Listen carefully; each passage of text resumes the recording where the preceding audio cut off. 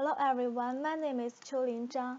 I'm from Florida International University, and this is my extra credit for labs for the database management system class.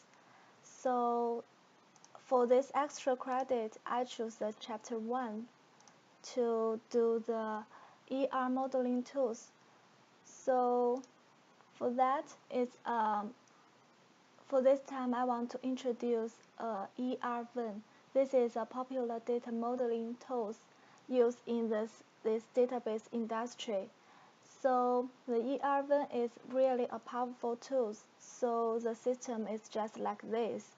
It has two main parts. The first is the tools bars, and this is a workspace. So I want to. This is a diagram, diagram I just created, and then I will show you how to create a diagram used in the database like that.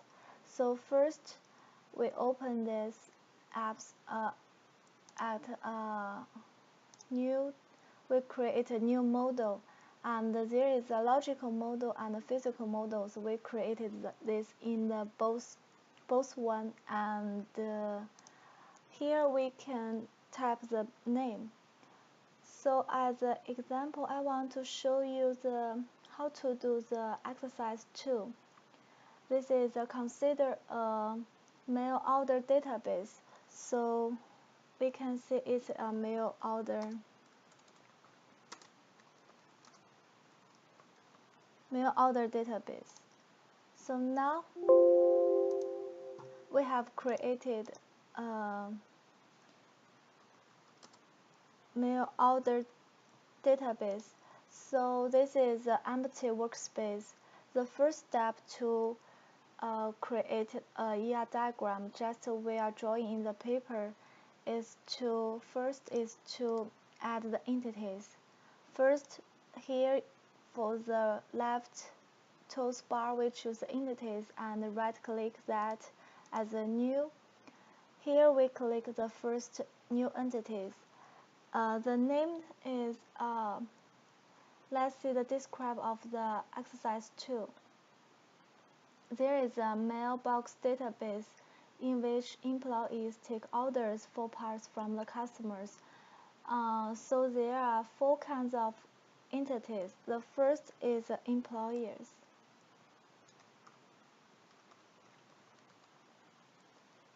And next we created a new as customers.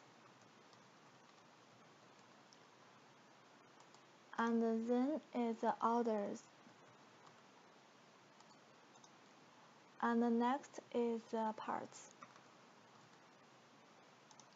So it is a really basic, small, simple database where customers place orders. The orders include different parts, and the employees just to place these orders for the customers. So for here, after we created the 4 entities, we just add to the diagram one by one.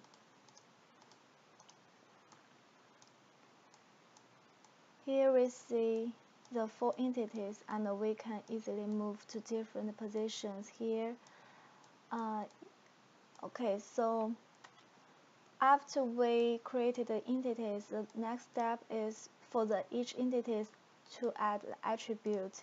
So we can click here for the attribute. We can also click here as a simple customer employees. Here attributes are new, and we can also click here for the attribute. Here is a new attribute. The first one for the employers. Let's see is the employees identified by unique employee number. So the first is employee number. Is unique identifier, so it's a primary key for this entity, and it's also described by the first name and last name. Okay, first name and last name, and also the zip code. Okay, so after this, we need to choose every domain for the attribute. For the employee number, obviously it's a number, and for the name, it's a string. Here, string, and the zip code is also a number. So here we are done. You can see here it lists all the primary keys and attributes for the employee entities. Like this one, we can add other entities for the attribute. For the customers, it's also uniquely described for the customer's ID.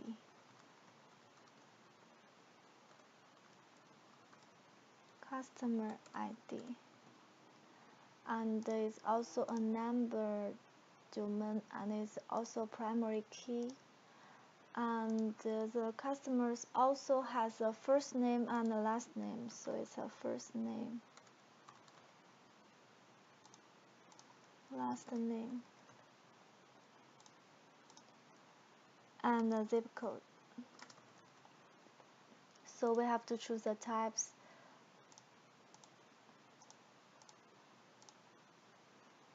Okay, here we finish the customer's entity. For the orders, it has a order number, a unique order number, so it's only a one attribute for this entity, so its order number is also a primary key.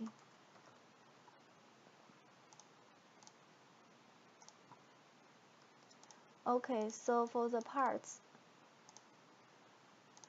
it has a part number. It's also as a primary key here.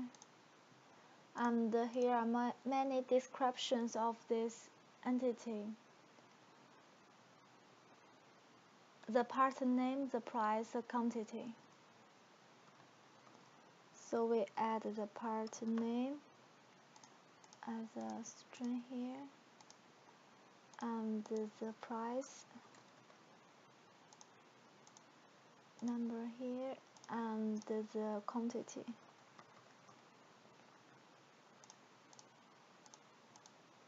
It's also a number here. Okay, so for these four entities, we are all done for the attribute. The next step is to create the relationships. How to relate these four entities. First, the customers place the order, and the order has many parts, and the employers handle these orders, and the employer services customers. So the first is customers place the order. We can create the relationships here in the left tools, and we can also from the menu here is a relationship. It's an identifying relationship or many-to-many or non-identifying. So here we can create it as a new. So it's one customers could place many orders. So it's a one-to-many relationships. So one from this, the parent means one from the customers to the orders, and it's identifying. So we click OK here, and then we see the first relationships here are listed, and we can add it to the diagram. So we can see here is a round black circle here. It shows that one customer could place many orders, and another relationship is one order includes many parts. So we create another one-to-many relationships. One orders many parts. So it's also it's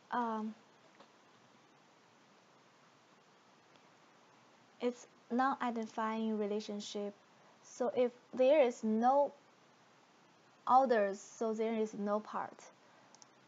Here we can see the parts change the shapes, and we can add this to a diagram. So it's not a straight line.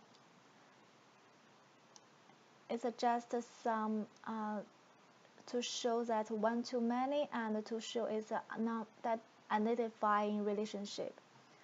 So the employees serves the customers. We can create the employees to the customers.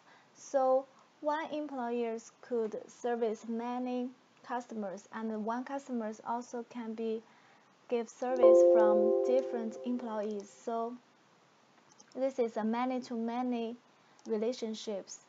We added to the diagram. We can see that here's two small round circles here represent that it's a many-to-many. So and the employees place the orders from the customers. We can see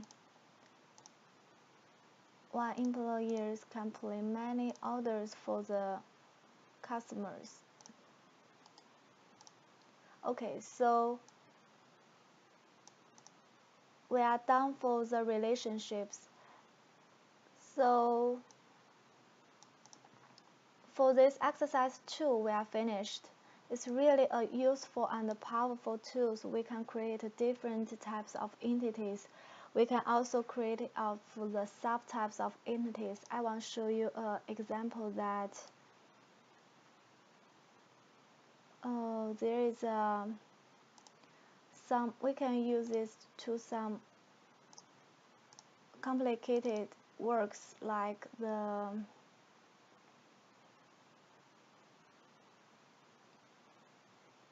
here we can create a really large big data of the database, and let me show you.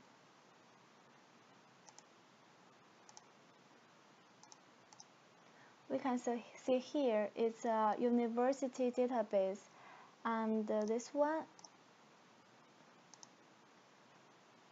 is also the university.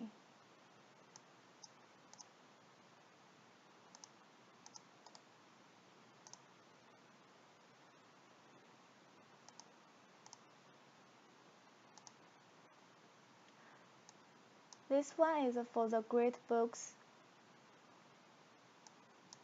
and for the exercise 7,